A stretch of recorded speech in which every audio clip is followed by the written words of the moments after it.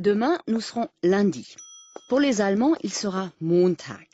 Lundi, Montag, ça ne sonne pas du tout pareil. Pourtant, ces deux mots ont une origine commune. La lune.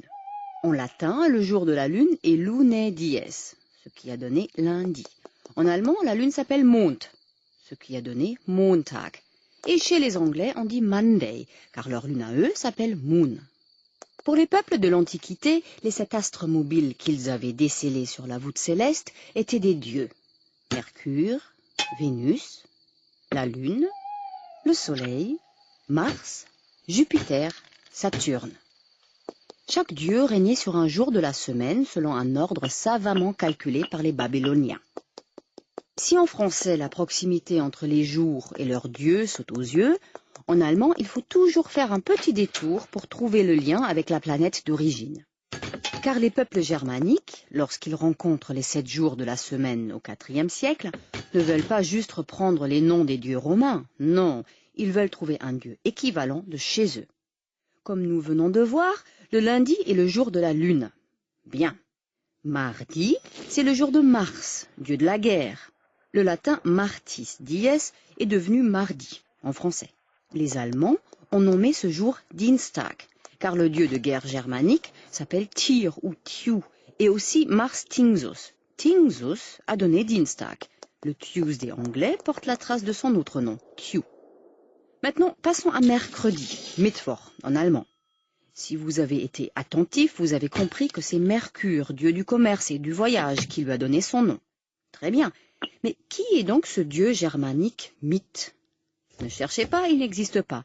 Mittwoch signifie tout simplement le milieu, Mitte, de la semaine, Woche. L'Église catholique voulait ainsi faire diminuer l'influence des dieux païens. Mais la trace de Wotan, dieu germanique et équivalent de Mercure, se trouve encore chez les Anglais, qui disent Wednesday. Voici Jupiter, le dieu romain du ciel. Le jour de Jupiter, Jovis dies, devient jeudi en français. Les germaniques préfèrent remplacer Jupiter par son collègue Donnar ou Thor, qui remplit la même fonction chez eux, à savoir jeter la foudre et faire du tonnerre. Donnar donne Donnerstag en allemand et Thor, Thursday en anglais. Vendredi et Freitag suivent le même schéma. Vénus, c'est la déesse de l'amour. Veneris dies égale vendredi.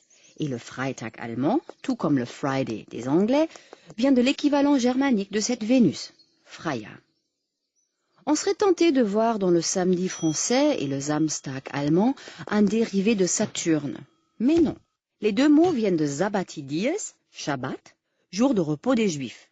Les Anglais, par contre, ont gardé la trace de Saturne dans leur Saturday. Et le dimanche? Pour les Allemands, c'est le jour du soleil, Sonne donc Sonntag. Le Sunday anglais s'y réfère également. Dans les langues latines, on a préféré remplacer Soles dies par Domenica dies. Le dimanche des Français est donc le jour du Seigneur. Les chrétiens considèrent d'ailleurs le dimanche, jour de la résurrection, comme le premier jour de la semaine, même si dans le langage courant, c'est le lundi. En Allemagne, une loi instaure depuis 1976 seulement le lundi comme le premier jour de la semaine. Les pays anglo-saxons et le Japon considèrent, eux, le dimanche comme premier jour de la semaine. Heureusement, à l'époque des Babyloniens, le télescope n'était pas encore inventé. Sinon, ils auraient peut-être découvert d'autres astres mobiles, invisibles à l'œil nu. Neptune, Uranus, Pluton. Ça aurait donné des semaines bien longues.